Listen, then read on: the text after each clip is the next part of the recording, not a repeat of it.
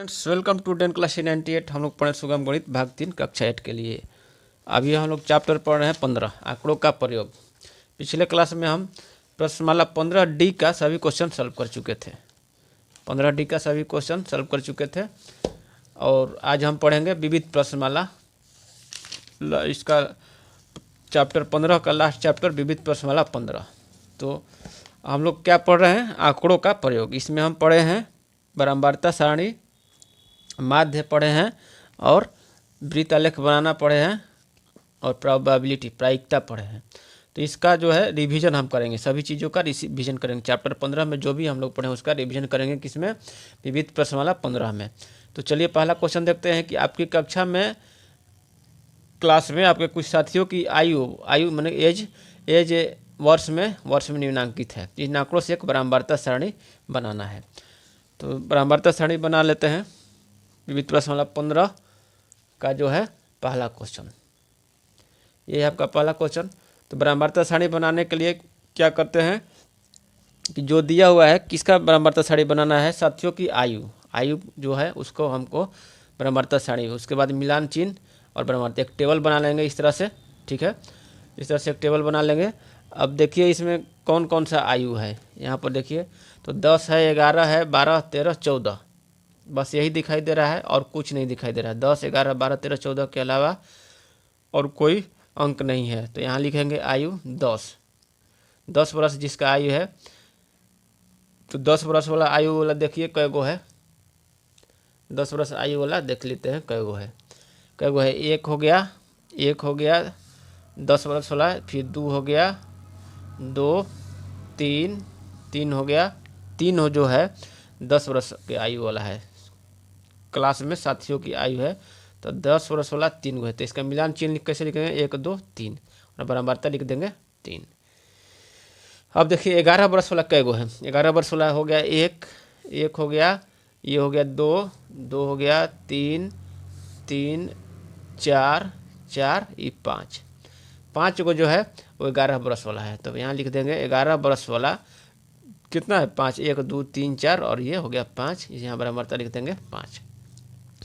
11 वर्ष वाला भी हो गया। और 12 वर्ष वाला भी देखते हैं। तो 12 वर्ष वाला क्या है? 1, 2, 3, इसके बाद ये हो गया 4,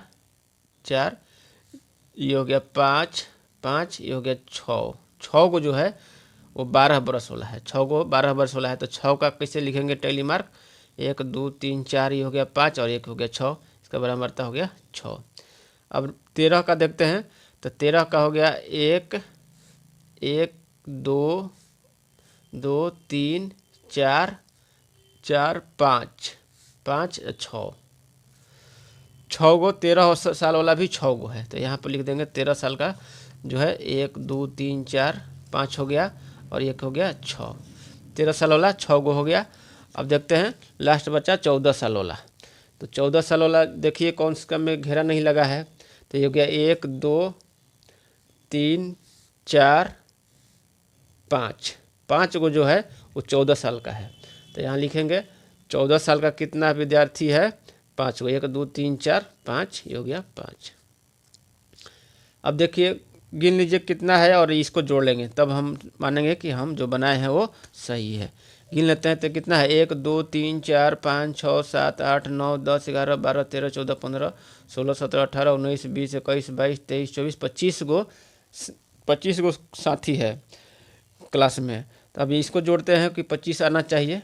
टोटल जो है 25 आना चाहिए। बारंबारता जो है यहाँ पर है, बारंबारता ये टोटल 25 यदि आ जाएगा तो हमारा जो बारंबारता सारणी है वो सही है। जोड़िए तो कितना हो जाएगा? 5, 3, 8, 8, 6, 14, 14, 26, 5, 25। तो इस तरह से हमारा जो बारंबारता सारणी है वो सही है। अब दूसरा क्वेश्चन देखते हैं। विविध प्रश्नमाला 15 का दूसरा क्वेश्चन लास्ट विविध प्रश्नमाला है। 4 छात्रों का भार वजन दिया हुआ है किलोग्राम में 30 ग्राम, 30 किलोग्राम, 33 किलोग्राम, 28 है और x kg है। यदि उनके भारों का माध्य दिया है 29 kg, तो x का मान बताइए। तो प्रेक्षण यहाँ पर कौन कौन सा है? तो 30, 33, 28, x। तो माध्य बराबर क्या होता है? सभी प्रेक्षणों का योगफल बटा में प्रेक्षणों की संख्या। तो माध्य दिया हुआ है कितना? माध्य दिया हुआ है 29 दिया है 29 kg। अब सभी प्रेक्षकों का योगफल करेंगे तो कितना हो जाएगा 30 प्लस 33 प्लस 28 प्लस x बटा में प्रेक्षण कै गो है 4 गो है तो बटा में हो जाएगा 4। तो इसको जोड़ते हैं 29 गुना 4 29 गुना 4 29 गुना 4 हो जाएगा ये हो जाएगा 29 गुना 4 बराबर कितना, इसको जोड़ते हैं तो हो जाएगा 8 3 11 की एक हाथ में लगल 1 2 3 2 2 1 3 3 6 3 9 91 प्लस x बराबर हो गया 29 गुना 4 थे। पर इसको ला देते हैं इधर 91 प्लस x बराबर 29 गुना 4 को गुना करते हैं तो 4 9 36 के 6 हाथ में लगल 3 4 दूनी के 8 है 3 11 तो x बराबर कितना हो जाएगा 116 माइनस 91। इसको घटाएंगे तो 6 में से जाएगा 1 5 और 11 में से 9 गया 2। तो इस तरह से दूसरा का आंसर हो गया 25 किस में है किलोग्राम में है तो ये हो जाएगा किलोग्राम 25 किलोग्राम x बराबर हो जाएगा 25 किलोग्राम। यही आंसर हो गया, दूसरा हो गया। अब तीसरा क्वेश्चन देखते हैं। तीसरा क्वेश्चन है, तीसरा क्वेश्चन देखिए किताब में ही देख लेते हैं। तीसरा क्वेश्चन देखिए आपका ये है, कह रहा है कि आपके मोहल्ले के 150 व्यक्तियों का मासिक आय का आयत चित्र निम्नांकित है।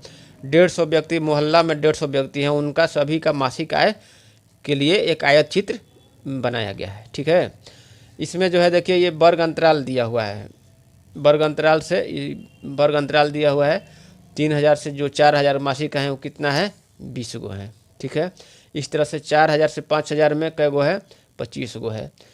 तो मासिक आय जो है उसका ये जो है x वाला अक्ष है उस बता रहा है मासिक आय, और y वाला जो अक्ष है वो बता रहा है कि कितना व्यक्तियों की संख्या है। अब जैसे 5000 से 6000 के बीच में कितना व्यक्तियों की मासिक आय है 40 आदमी व्यक्तियों का जो है 5000 से 6000 के बीच में, 5000 से 6000 के नीचे, इस तरह से पढ़ते हैं। तब चलिए पहला क्वेश्चन देख लेते हैं। 4000 से रुपया से लेकर 5000 रुपया से कम की आय प्राप्त करने वाले व्यक्तियों की संख्या। तो ये देखिए 4000 से लेकर 5000 के रुपया से कम, तो ये आ गया ये वाला जो है ये वर्ग अंतराल 4000 से 5000 वाला देखिए कई गो व्यक्तियों की संख्या है 20 है 5 25, तो यहाँ हो जाएगा 25 आंसर हो जाएगा। चौथा कई का हो गया 25 आंसर। बी क्वेश्चन कह रहा है कि 8000 रुपया से अधिक आय प्राप्त करने वाले व्यक्तियों की संख्या। तो 8000 से अधिक व्यक्तियों की 8000 रुपया से अधिक आय प्राप्त करने वाले व्यक्तियों की संख्या हो जाएगा 8000 से 9000 में कई गो है, और ये 9000 से 10,000 में भी तो कमा रहा है 8000 से अधिक, तो ये भी आएगा 8000 से अधिक वाला में ही। तो ये देखिए 8000 से 9000 में कितना है, ये हो गया यह कहाँ पर आ रहा है 10 पर आ रहा है, और ये जो है 9000 से 10,000 में ये 5 पर है, तो ये आपका हो जाएगा 10 + 5 बराबर ये हो जाएगा 15। बी का आंसर हो जाएगा 15। सी कह रहा है कि सर्वाधिक व्यक्ति कौन सी आय समूह में है। तो सर्वाधिक व्यक्ति देखिए 40 जो हैं वो किस वर्ग समूह आय समूह में है, तो ये हो जाएगा 5000 से 6000 में है 40 व्यक्ति। ये आपका हो जाएगा आंसर 5000 से 6000 वाला में सबसे अधिक 40 व्यक्ति हैं 5000 से 6000 वाला मासिक आय में। तीसरा हो गया। चौथा क्वेश्चन देखते हैं कि 5 देशों के वार्षिक जन्म दर प्रति 1000 जनसंख्या के लिए निम्न रूप है। 5 देशों का वार्षिक जन्म दर है जैसे प्रति 1000 जनसंख्या, माने 1000 जनसंख्या में कितना जन्म हुआ, 1000 प्रति 1000 जनसंख्या में जन्म दर है। भारत में है कि 1000 जनसंख्या में 35 गो है, वार्षिक है, एक साल में 35 गो जन्म होता है। इसी तरह पाकिस्तान में जो है 1000 व्यक्तियों में 30 गो जन्म होता है एक साल में। इसी तरह सब देश का है, तो हमको क्या करना है इन आंकड़ों के लिए एक दंड आलेख प्रस्तुत कीजिए, दंड आलेख बनाना है। तो चलिए दंड आलेख बना लेते हैं। चौथा नंबर क्वेश्चन ये है, ठीक है, दंड आलेख हमको बनाना है। तो इसके लिए हमको क्या करना पड़ेगा, एक जो है दंड आलेख के लिए हम पहले एक्स अक्ष खींच लेते हैं। ठीक है, ये आपका हो गया एक्स अक्ष, और एक खींच लेते हैं, ये देखिए एक्स अक्ष खींच लिए, ये नीचे वाला इस तरह से खींचे, और एक खींच लेते हैं वाई अक्ष खींच लेते हैं। ठीक है, ये हो गया एक्स अक्ष, ये हो गया वाई अक्ष, ये जो बिंदु है वो 0 0 हो गया। ठीक है, अब देखिए आंकड़ा कितना कितना है, 35 है, 30 है, 45 है, 15 है, 10 है। तो आंकड़ा में हम क्या करेंगे, 10 का लेंगे, ठीक है। कहाँ तक ले जाएंगे, 45 तक है तो 50 तक ले जाएंगे तो हमारा दंडालेख बन जाएगा। तो यहाँ पर देखिए मान लीजिए यहाँ 10 ले लेते हैं, यहाँ से देखिए, यहाँ से ये हो गया, हम 10 लेते हैं तो ये हो जाएगा 10, 20, 30, 40, 50। तो इसमें हमारा हो जाएगा। तो यहाँ पर हम पॉइंट बना लेते हैं, देखिए ये हो जाएगा, ये 0 हो गया, ये हो गया कितना, ये हो गया 10 हो गया, ये हो गया 20 हो गया, ये हो गया 30, ठीक है, ये 40। इस तरह से हम एक नाप बना लिए। तो ये जो है ये 0 है और ये हो गया, ये पॉइंट हो गया 10, ये हो गया 20, ये हो गया 20, ये हो गया 30, ठीक है, ये हो गया 40 और ये हो गया 50। 50 तक में हमारा आ जाएगा। अब देखिए भारत का जो है जन्म दर जो है प्रति 1000 पर एक साल में भारत का जन्म दर कितना है, 35 है। तो 35 जो है वो कहाँ पर हो जाएगा, यहाँ पर होगा 30 से 5, ये आधा 30 40 का, ये यहाँ पर हो जाएगा 35, ठीक है। तो ये जो 35 हो गया, अब इसको जो हम क्या करेंगे, यहाँ मान लीजिए कि यहाँ तक हम भारत का ले लिए, ठीक है। तो ये हो गया 35। तो इसको यहाँ से लेकर जो है, ठीक है, और यहाँ तक मिला देंगे। ये हो गया भारत का, ये हो गया भारत, ठीक है। अब पाकिस्तान का देखते हैं, पाकिस्तान का 30 है। तो पाकिस्तान के लिए यहाँ 30 कहाँ पर मिल रहा है, यहाँ पर, ठीक है। तो यहाँ से एक जो है दंडालेख खींच देते हैं, यहाँ से ये हो जाएगा पाकिस्तान के लिए, ये हो जाएगा पाकिस्तान का, पाकिस्तान।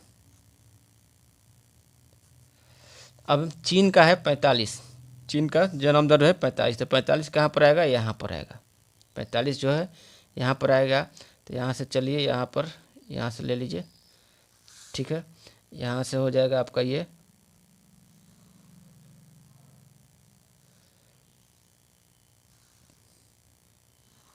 हो गया 45 हो गया।